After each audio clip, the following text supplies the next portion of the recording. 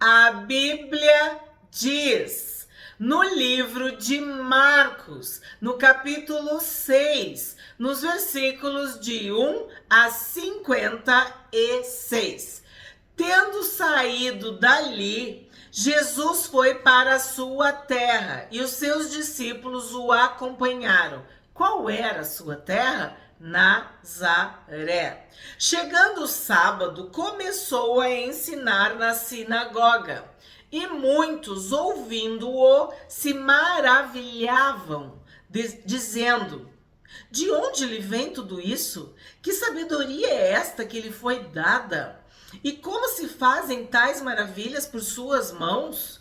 Não é este o carpinteiro, o filho de Maria e irmão de Tiago, José, Judas e Simão? As suas irmãs não vivem aqui entre nós? Então, nós já vimos em Mateus que Jesus tinha uma família. Ele tinha pai, mãe, irmãos e irmãs. Acredita-se que o pai já havia falecido. Então, ele tinha irmãos e irmãs, uma família em Nazaré. E escandalizavam-se por causa dele. Jesus, porém, lhes disse: nenhum profeta é desprezado a não ser na sua terra, entre os seus parentes e na sua casa.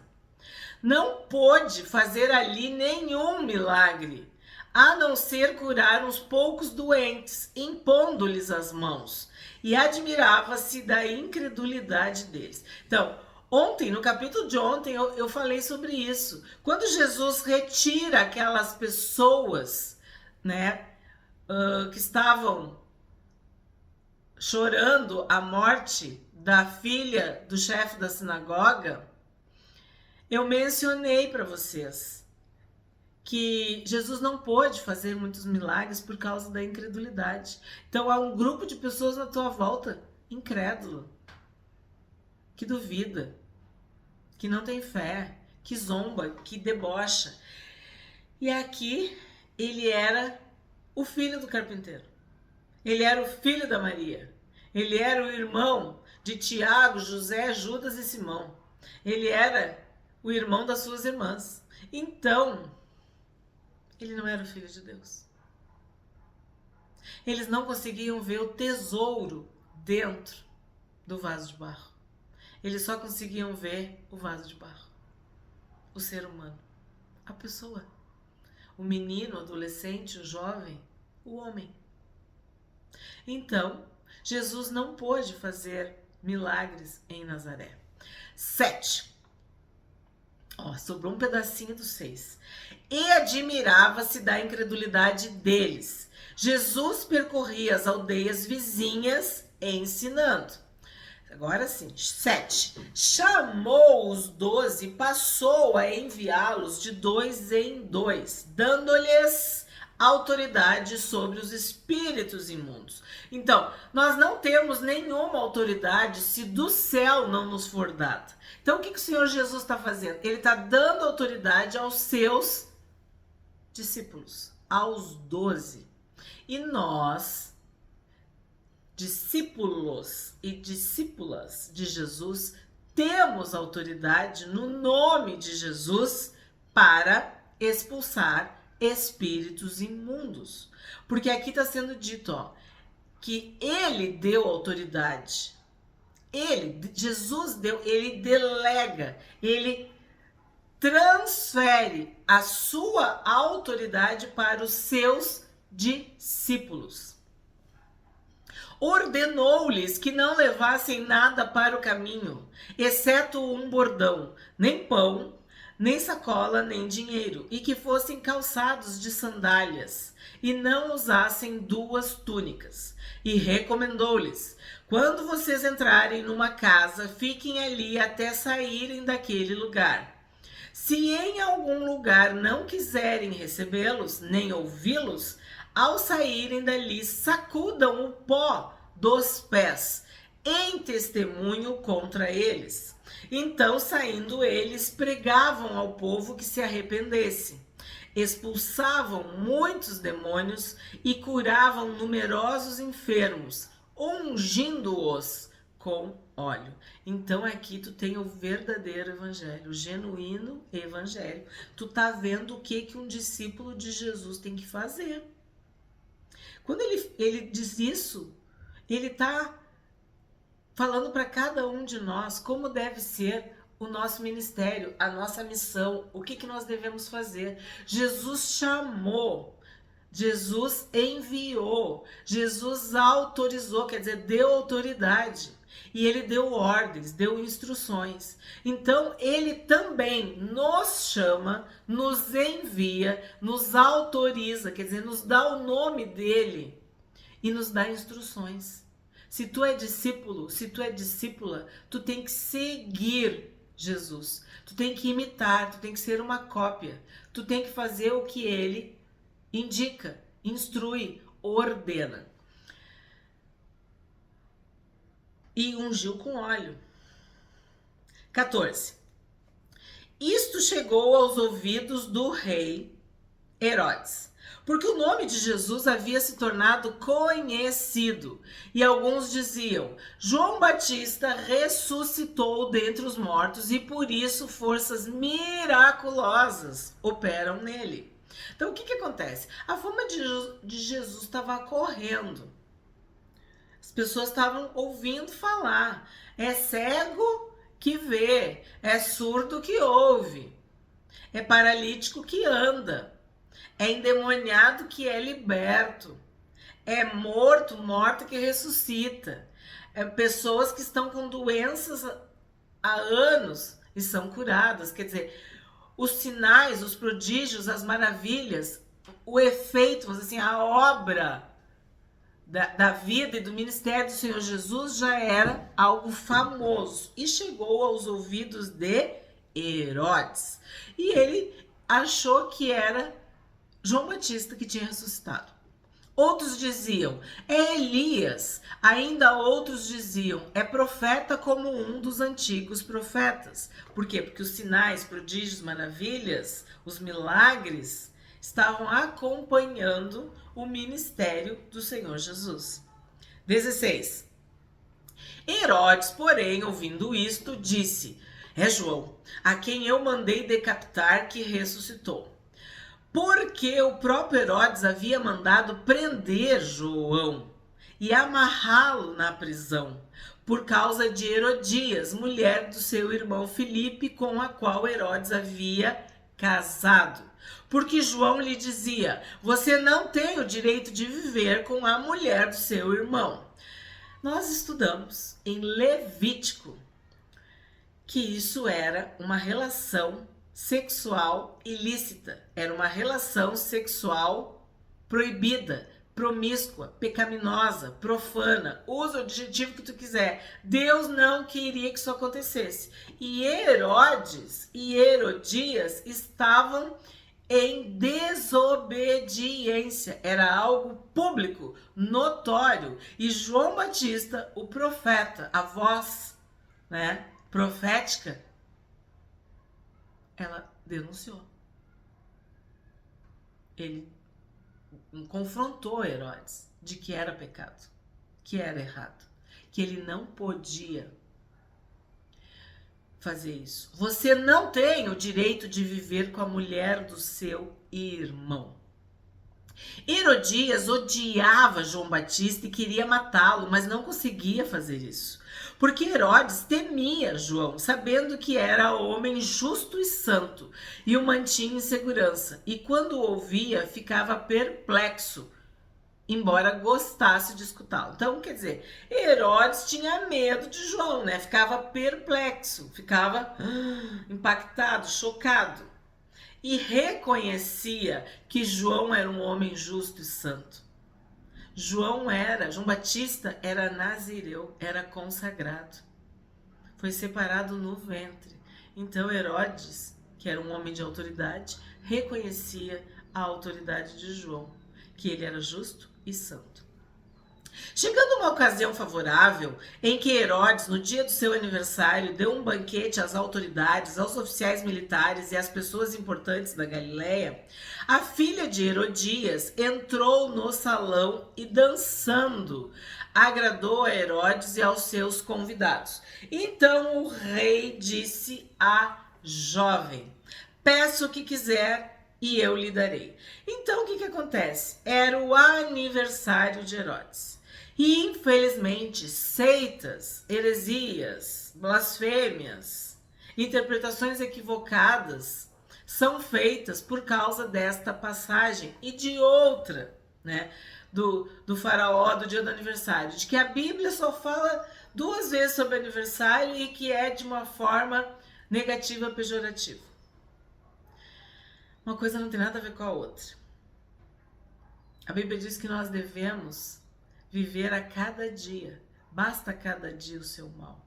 Então não é porque é o dia do teu aniversário ou não é o dia do teu aniversário que não vai ter mal. Basta a cada dia o seu mal. Tu tem que viver o dia de hoje. Tu tem que glorificar, agradecer pelo dia de hoje. Nós devemos nos alegrar e exultar, porque esse é o dia que o Senhor fez. Porque nós estamos na presença de Deus. Entregar o dia a Deus. Esse é o dia que o Senhor fez. Então, gente, não importa se é isso ou se é aquilo. O que importa é que Deus é soberano sobre todos os dias. Que um dia para Deus é como 1000 anos e 1000 anos é como um dia. Então, não entra nessa, que isso aí não tem base bíblica nem teológica nenhuma. Isso aí é ensino de homens. Temos que celebrar todos os dias, inclusive, principalmente o dia que Deus escolheu para te dar a vida. O dia que tu nasceu é um dia para ser celebrado, agradecido. E sim, comemorado, se tu tem condições, se tu tem como fazer isso. Todo dia na presença de Deus, inclusive o dia do teu aniversário. 23. E fez esse juramento: o que você me pedir eu lhe darei, mesmo que seja metade do meu reino. Então tu imagina que dança foi essa, tá? Em outros vídeos eu já expliquei, mas aí o que acontece? Muitas coisas que eu falo prejudicam o alcance do vídeo, né? Então eu tô aprendendo certas coisas, não, a gente não pode comentar no YouTube. Mas tu faz ideia de que dança foi essa pro rei Herodes oferecer metade do reino? A mulher tinha 50%, né? E tem 50%, né? Mas ele oferecer para sobrinha, né? Ou para filha emprestada, para enteada, é suspeito, né? Mas tu tem que entender que era uma sociedade, uma cultura em que tudo era permitido, liberado, que não havia princípio ético ou moral, tá? E aí nós temos algumas referências bíblicas sobre isso. Metade do reino, em Esther é falado, né, sobre o rei ofereceu também metade do reino para Esther. Ela saiu e foi perguntar à mãe: o que pedirei? A mãe respondeu: a cabeça de João Batista. Então, o que quer dizer a cabeça de João Batista?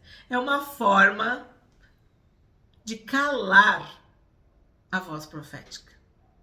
O que ela queria fazer? Matar João Batista. Queria que João Batista morresse. Mas também calar. Tu quer, às vezes, mais do que a morte, tu quer calar aquela voz que te confronta, né? Que mostra, que denuncia o teu pecado. Que tu tá errado. No mesmo instante, voltando apressadamente para junto do rei, disse: quero que, olha só, sem demora, o Senhor me dê num prato a cabeça de João Batista. O rei ficou muito triste, mas por causa do juramento e dos que estavam com ele à mesa, não quis negar o pedido da jovem. E enviando logo o executor, mandou que lhe trouxessem a cabeça de João. Ele foi e o decapitou na prisão. E trazendo a cabeça num prato, a entregou à jovem, e esta, por sua vez, a entregou à sua mãe. Os discípulos de João, logo que souberam disto, vieram, levaram o corpo dele e o colocaram num túmulo. Já estudamos, já lemos, já lamentamos, e essa foi a morte de João Batista. Essa foi, vamos dizer assim, a retaliação, o contra-ataque das trevas, né? Calando a voz profética de João Batista. 30. Os apóstolos voltaram à presença de Jesus e lhe relataram tudo o que tinham feito e ensinado. E ele lhes disse: venham repousar um pouco à parte num lugar deserto. Aí aqui nós temos que ver, olha que lindo, Jesus diz para os seus apóstolos. Ué, Cândida não era discípulo? Sim, a palavra de Deus, ela usa sinônimos, discípulos e apóstolos, apóstolos e discípulos. Mas nós sabemos que no grego, no original, há uma diferença entre discípulo e apóstolo. Jesus deu autoridade aos seus discípulos. Ele chamou os seus discípulos. Mas tem uma palavrinha. Ele enviou os seus discípulos. Então, quando tu é um discípulo e tu é enviado, tu é um apóstolo. Aí tu vai dizer, bah, não entendi. Por quê? O que acontece? Nós somos discípulos. O que é o discípulo? A raiz da palavra no grego discípulo é seguidor, é aluno, aprendiz, aquele que vai nas pegadas, nas pisadas. Ele é um discípulo, ele vai seguir. E vai dizer que eles não eram, eles eram seguidores. Hoje, inclusive, tem uma rede social que fala seguidor. Nós aqui no YouTube não, nós somos inscritos.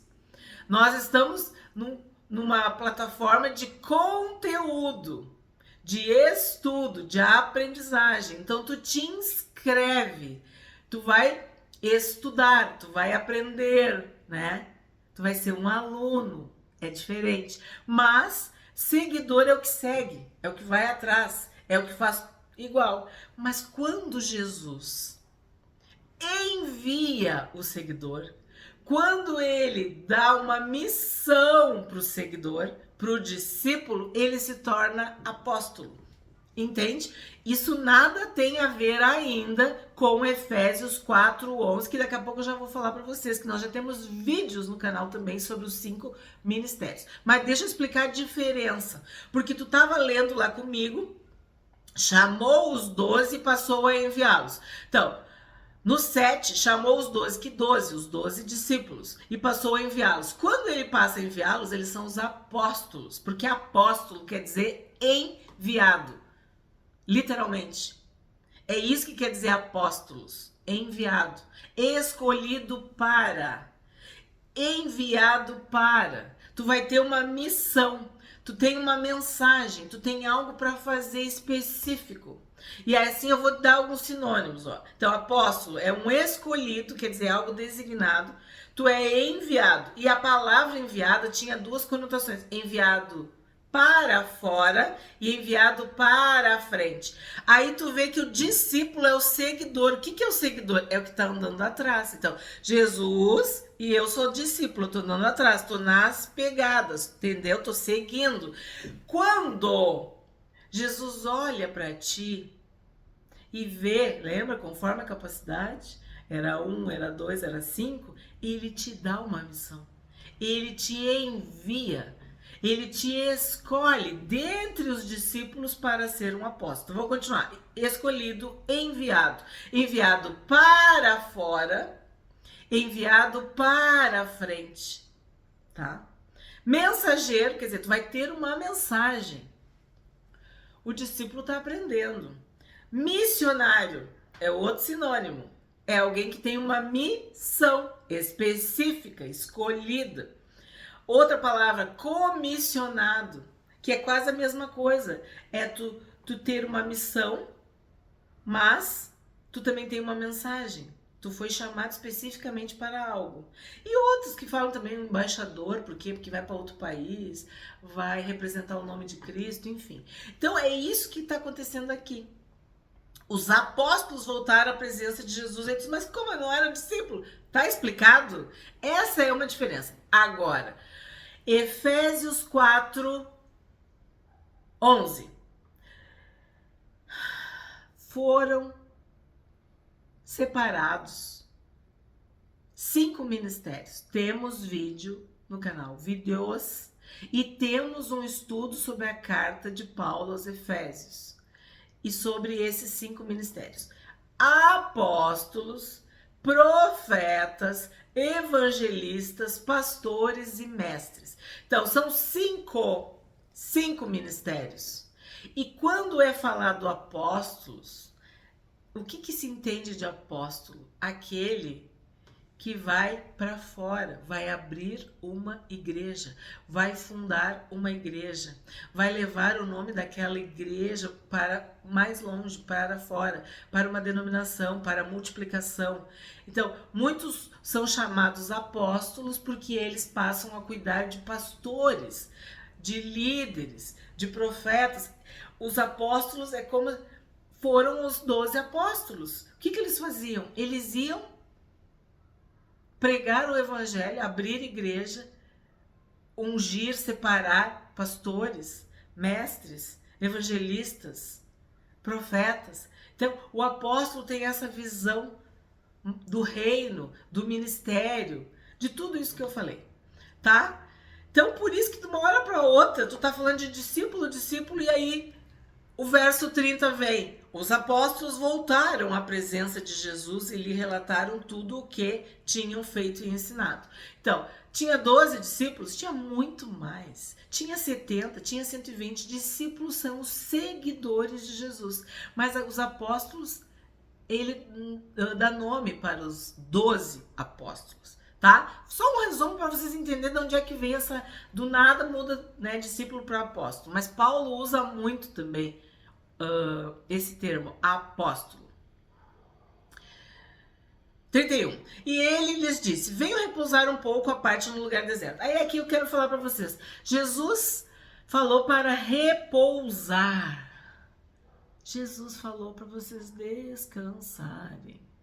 Jesus é o nosso descanso. O povo tinha o sábado e achavam que o sábado era santo, sagrado, né? Que era o mais importante. Mas o sábado era uma sombra. A realidade é Cristo. Nós somos de Cristo. E aqui quando ele diz: venham repousar um pouco à parte no lugar deserto, nós temos o descanso perfeito, completo em Jesus. Nós temos o repouso em Jesus. Jesus é o Senhor do sábado.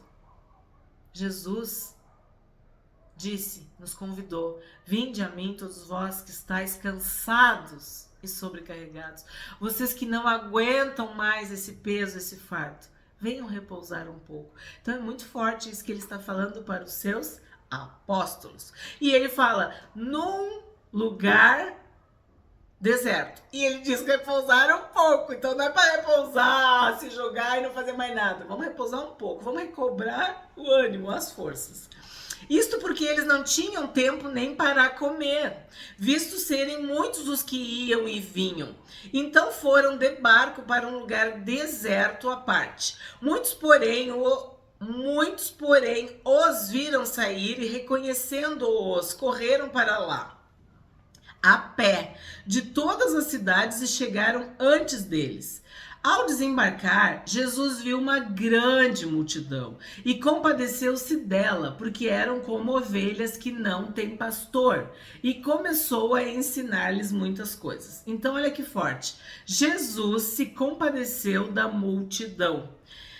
Ele, como bom pastor, ele olhou para aquelas pessoas e identificou o quê? Que elas eram como ovelhas que não tinham pastor. E o bom pastor, ele cuida, ele zela, ele alimenta, ele dá água, ele livra do leão e do urso. Ele não deixa cair no buraco, cair na lama, no lamaçal, no meio das pedras, que elas facilmente quebram as patinhas, as perninhas, quer dizer, não se colocar em risco. Esse é o bom pastor, ele dá vida pelas ovelhas. Então aqui diz que Jesus se compadeceu da multidão, porque elas eram como ovelhas que não têm pastor. Então ele se compadece da multidão, ele ensina e começou a ensinar-lhes muitas coisas. Como já era bastante tarde, os discípulos se aproximaram de Jesus e disseram: esse lugar é deserto. Este lugar é deserto e já é bastante tarde. Mande essas pessoas embora, para que, indo pelos campos ao redor e pelas aldeias, comprem para si o que comer. Jesus, porém, lhes disse: deem vocês mesmos de comer a eles. Mas eles disseram: iremos comprar 200 denários de pão para lhes dar de comer? E Jesus lhes disse: quantos pães vocês têm? Tratem de descobrir. Eles foram se informar e responderam: 5 pães e 2 peixes. Então, Jesus se compadeceu, Jesus ensinava e Jesus queria alimentar as ovelhas, as suas ovelhas, né? Então Jesus lhes ordenou que todos se assentassem em grupos sobre a relva verde, e eles o fizeram, repartindo-se em grupos de 100 e de 50. Jesus, pegando os 5 pães e os 2 peixes, erguendo os olhos para os céus, abençoou. Depois partiu os pães e os deu aos seus discípulos para que os distribuíssem. E também repartiu os 2 peixes entre todos. Então, o bom pastor, o Senhor Jesus, ele se compadeceu da multidão, ele ensinou a multidão, ele alimentou a multidão e ele abençoou. É a bênção de Deus que vai mudar todo o cenário. De fome, ovelhas que não tem pastor, tudo que não tá legal vai ser mudado com a bênção de Deus, com a bênção de Jesus. É isso que nós queremos, a bênção, a presença de Jesus. Todos comeram e se fartaram, e ainda recolheram 12 cestos cheios de pedaços de pão e de peixe.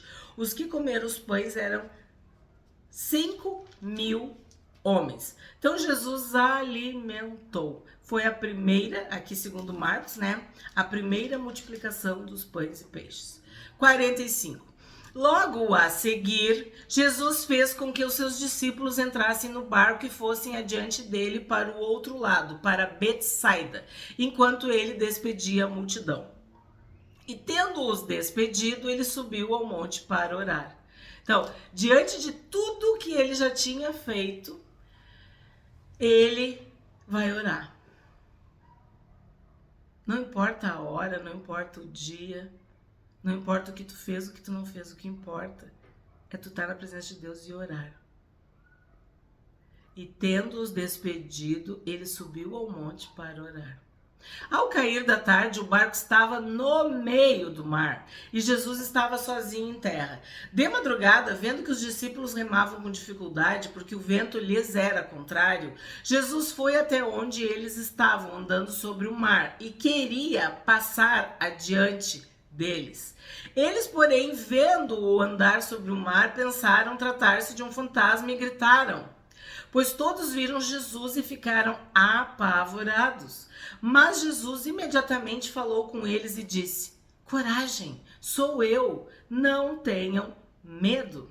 Então subiu no barco para estar com eles e o vento cessou. Ficaram totalmente perplexos, porque não haviam compreendido o milagre dos pães, pois o coração deles estava endurecido. Então, o que eu destaco dessa passagem que a gente já leu, já estudou e que temos vários vídeos no canal? De que Jesus foi até onde eles estavam. O Senhor Jesus vem em busca das suas ovelhas. Ele vem em busca dos seus discípulos. Ele vem em busca dos seus apóstolos. Ele vem ao teu encontro, ao meu encontro. Jesus nos ama. Então, Jesus foi até onde eles estavam. Jesus nos socorre. Mas, infelizmente, muitas vezes nós não compreendemos, nós não entendemos. Aqui eles não compreenderam o milagre dos pães, mas nós muitas vezes não compreendemos o nosso agir, nem o agir de Deus. Nós não entendemos a boa, agradável e perfeita vontade de Deus. Muitas vezes nós não sabemos nem para onde nós estamos indo. Então nós precisamos confiar em Jesus, que Ele sabe, que Ele pode nos guiar. 53. Estando já no outro lado, chegaram à terra de Genezaré, onde atracaram. Saindo eles do barco, o povo logo reconheceu Jesus. E eles, percorrendo toda aquela região, começaram a trazer em leitos os enfermos e os levavam para onde ouviam que ele estava.